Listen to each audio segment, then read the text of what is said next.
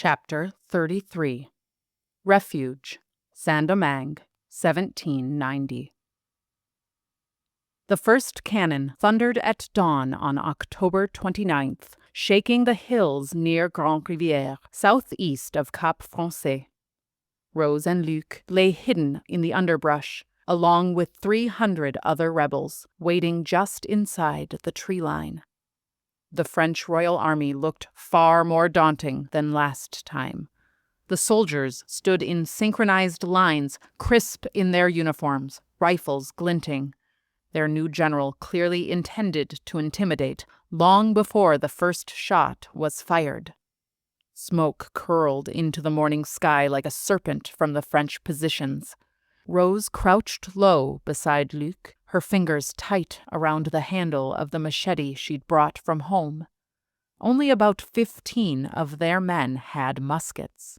Luc had scavenged a sword from the body of a fallen soldier after the last battle. He had taken a musket too, but the bullets were used up in the initial siege.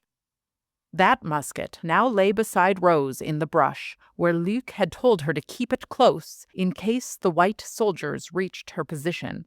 The gun was for intimidation only, but she was glad for its weight at her side. Between the trees, she could make out the French formation, where rows upon rows of soldiers stood like a wall. Behind them loomed the cannons. Luc squinted into the light. "They've brought everything this time." "How many do you think they have?" she whispered. "At least 1,500, he said grimly. "Maybe more." Rose swallowed. "It's just like my mother warned." She looked at the ragged cluster of men around them, all awaiting orders. From this far back in the line, she could barely see Auger stationed at the front. Their troops were mostly barefoot, wielding mismatched tools masquerading as weapons, and no uniform to distinguish them as a force of any consequence. Worse than that, she noticed where many of the men's eyes were drifting. Back towards the woods. "Luc," she whispered, "they are going to slaughter us." "Have faith," he murmured, though she could hear the tremble in his words. "We have to consider what my mother said. We aren't the only ones. Look, every one of those men, they're planning to run. The moment Auger calls for the charge, half of them will vanish. Our 300 will shrink before we even reach the battlefield." "Our cause is righteous, Rose," Luc said more firmly. "So long as you believe, we will prevail, I promise." Rose shot him a fierce look. "We could have hundreds more if Auger let the enslaved join. But no, he sees them as chattel, just like the whites." She grabbed his arm. "What are we really fighting for?" Luc opened his mouth, but she didn't give him the chance to answer. "No," she pressed, voice rising. "What have we just chosen to die for? Answer me."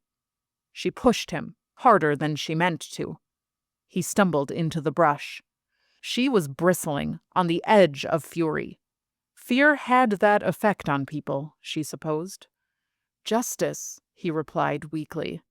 "But not justice for all of us." Up ahead, Auger stepped forward and began to speak. It was probably inspirational, but Rose wasn't listening, and she wasn't about to let Luc hear either. "We have to leave," she said adamantly. "I can't," Luc's voice was low. "I'm a lieutenant." "There's no command left," she hissed. "Look around you. The army will desert him. This isn't a battle anymore, it's a trap." Just then, the French loosed a cannon. The shot whistled overhead and crashed through the trees. No one was hit, but panic exploded like shrapnel. Auger screamed the order to charge. A portion of the men surged forward, undulating and shouting, but most wavered in confusion, caught between fear and loyalty. It only took a moment for several soldiers to desert. Luc moved to run forward, but Rose held him back. "Please, Luc," she begged. He stared at the battlefield, at the dying momentum of a dream. Then he nodded and bent down to retrieve the musket. "No," Rose said, grabbing his wrist. "Leave it. We can't look like we were ever here." They darted off to the side, weaving through the tree line toward the edge of Grand Rivière, ducking behind bushes and hugging the earth whenever cover was needed. When they reached the road, they slowed. Rose smoothed her skirts. Luc tucked his arm into hers. Together, they walked with the calm composure of a couple returning from the market. Behind them, cannon fire echoed in bursts and smoke lazily drifted across the morning sun. Rose kept her eyes forward, her pulse thudding in her ears. She didn't speak to her husband until they reached the outskirts of home. Under normal circumstances, the walk back to Cap Français would take about 5 hours, but their extra caution made the journey longer. News of the battle reached town before they did. Apparently, the whole affair was over in less than an hour. Rose was heartbroken, but wasn't surprised. Rumors were quickly circulating that Auger had escaped with a small retinue of men and vanished into the hills. Warrants for his arrest were already plastered on wanted posters through town. The sight of it caused their stomachs to churn. Their feet were heavy and worn when their apartment came into view. Julia was outside in the front garden, looking exhausted and defeated. "You stay here," Rose whispered, squeezing Luc's hand. "I'm a woman. No one pays heed to me." He hesitated, then pulled her into a tight, urgent embrace. "Be careful," he murmured into her hair. "I will." The scent of gunpowder and charred earth still clung to Rose's clothes as she approached her grandmother-in-law. Julia looked up, startled, then immediately turned away, her voice hushed through gritted teeth. "You can't be here." "What?" Rose's heart stopped. "They're already hanging people in the square. People know where you were. They noticed when you closed the school. That's the kind of thing that draws attention. The gendarmes are asking questions." Julia stood and pulled Rose quickly out of sight, around the side of the building. "What do we do?" Rose whispered frantically. Julia grabbed her in a desperate hug. "Is Luc alive?" "Yes," Rose said. "He's hiding, just behind the butcher." Julia exhaled shakily, nodding. "Good. I've made arrangements. You need to get to the church. Don't be seen. Find Father Ceballos. He'll know what to do." Tears welled in Rose's eyes. "Thank you," she whispered. Julia clutched her again. "I'm glad you're alive. Please, tell Luc I love him." "I will." "Now go." When Rose returned to Luc's side, he stepped forward. "What did she say? Should we head south, Jérémie?" "No," Rose said. "She has a plan. We need to find Ceballos." They waited out the sun inside the shuttered schoolhouse. Night fell slowly, stretching their nerves thinner than thread on a needle. Finally, under the light of the stars, they slipped through back alleys towards the church. Ceballos was already waiting beneath the bell tower, cloaked for travel. "Quickly," he said. "Into the wagon. We don't have much time." They climbed into the back of a covered cart drawn by a donkey, its bed loaded with sacks of provisions. Ceballos jumped onto the bench and tossed a coarse blanket over them. As the cart lurched into motion, Rose whispered, "Where are we going?" "To the mission," Ceballos said softly. "Several weeks ago, I asked you both to teach French and prayers to the Taino children, for the good of their souls and the Empire. That's what I'll say, if anyone asks." "What?" Luc murmured, confused. "It's our alibi," Rose breathed.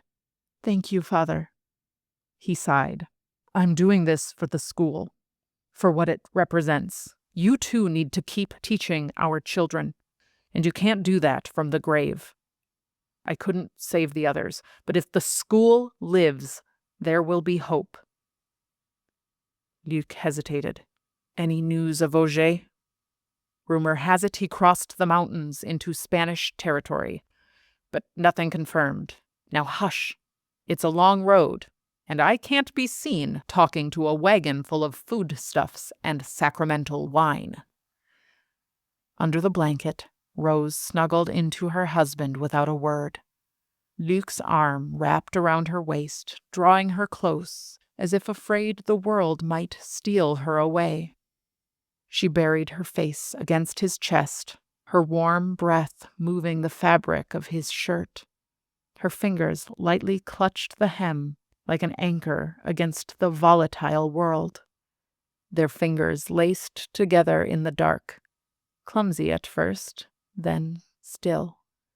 The wagon jolted over a rut in the road, causing Rose to gasp.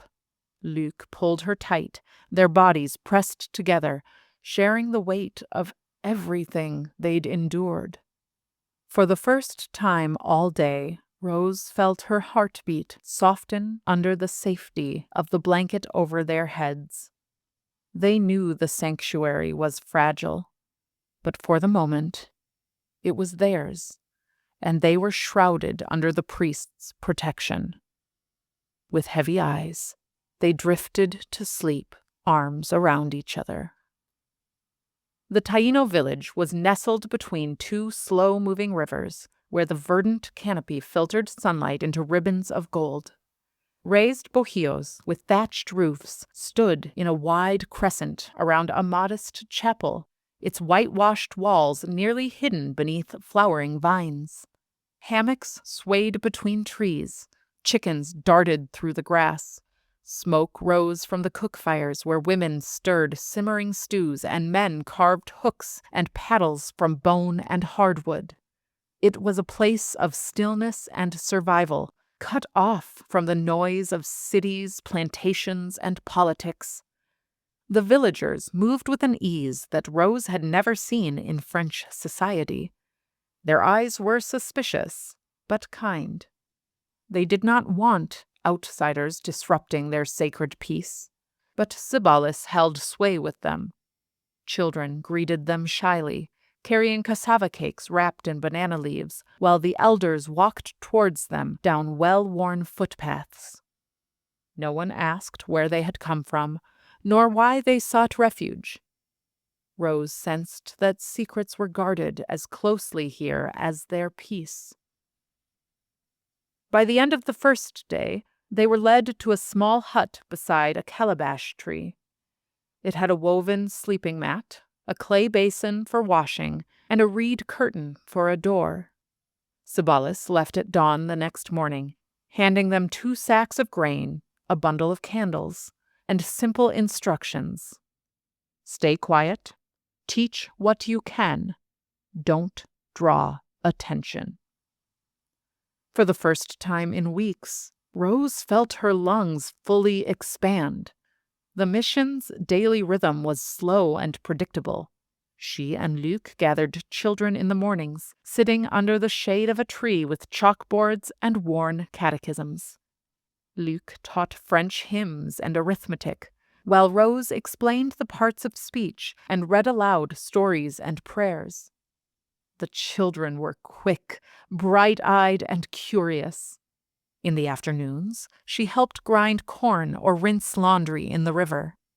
At night, she and Luc lay curled together, whispering and dreaming, with a mix of regret and hope.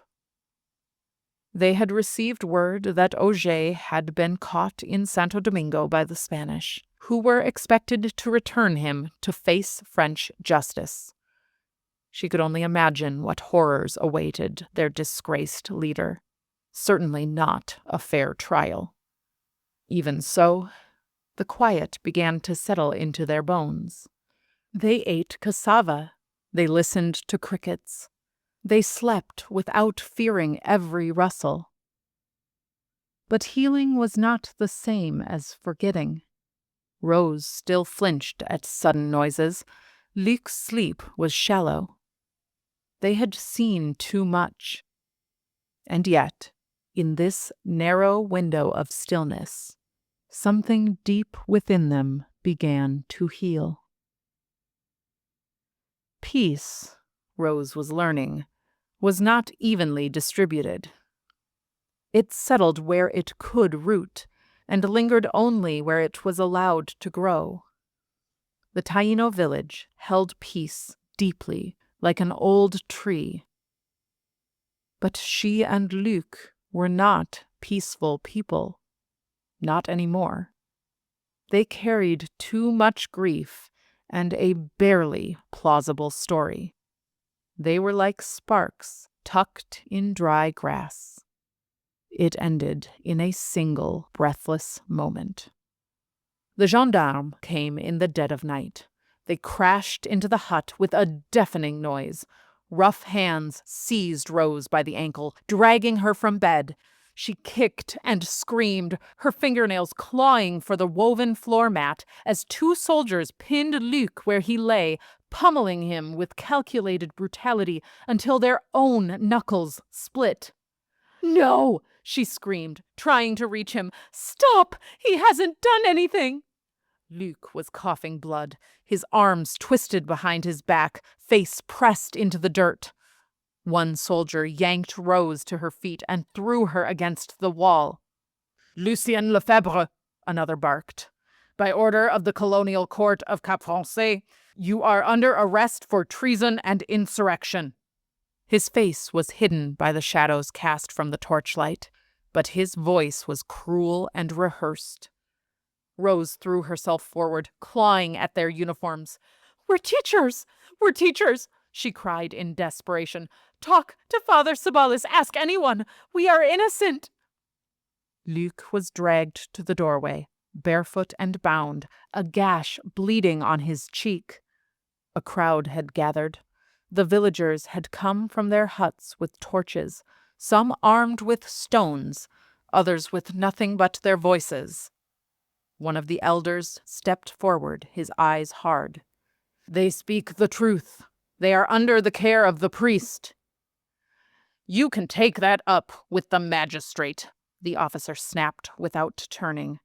"We're not here to negotiate. We are here to collect." The elder did not move. Rose darted forward again, only to be held back by one of the Taino men for her protection. "Please, don't take him," she screamed and stumbled, the earth sliced at her heels. Luc twisted once in the soldier's grip, locking eyes with her as they forced him into the barred wagon. Blood poured from his face. Then the soldier's hand came down, shoving his head low. The door to his cage slammed shut. Rose watched helplessly as the cart rattled down the road, the light from the torches shrinking as her husband was rolled further and further away. She stood frozen in the dust, her fists clenched, her chest heaving. An old man stepped beside her. Then another villager moved in close. A woman gently laid a hand on her shoulder. An elder murmured in prayer. A line of children stared wide-eyed and silent until the whole village gathered around her in silent solidarity. Peace, it seemed, had never been meant for her.